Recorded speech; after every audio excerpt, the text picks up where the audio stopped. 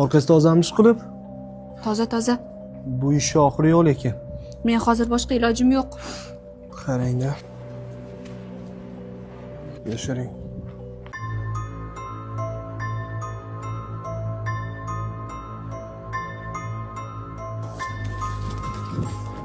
To'xtang, sizni men o'zim meni orqamdan qo'llab kelyapsiz boydan beri. Kimsiz o'zi siz?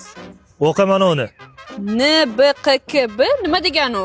Naski va bakalga qarshi kurash bo'limi, tushundingmi? Sen bayram payti yigitlarni qasddan xo'rlash maqsadida naski olganing uchun jazolanasan, tushundingmi? Mana sizchi siz. Между прочим, bu yerda men umuman aybim yo'q. Men iPhone olganman. Ha, iPhone olgansan, olib borasan, yigiting xursand bo'lib ochadi, ichidan nima chiqadi? Naski chiqadi, to'g'rimi? Ushlamana uni. Uzr aka, kechiring. Boshqa qayta olmaydi.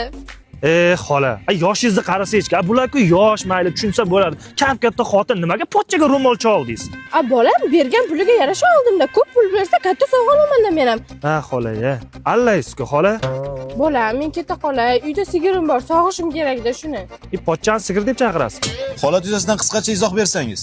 Fuqarolar, OMI, NZ, TZlar bayram munosabati bilan, ya'ni 14-yanvar kuni ko'chaga chiqib, eng arzon sovg'alar, bakal, naski, ro'molcha, bloknotlarni olib, e'tibor bo'lsa bo'ldi degan shior ostida g'arazli niyat bilan ko'chada ketishayotganda qo'lga oldik tezkor tadbirda ularni. Bunaqa ishlar takrorlanmasligi uchun xotin-qizlarga qanday maslahatlar berardingiz? Ayni bayram chog'larida xotin-qizlarimiz bakal, naski olmanglar. Eng qimmat sovg'alarni olinglar. Chunki 8-marta ham eng qimmatlari kelasizlarga. Tushundinglarmi? Hammaga jo'natib qo'yinglar.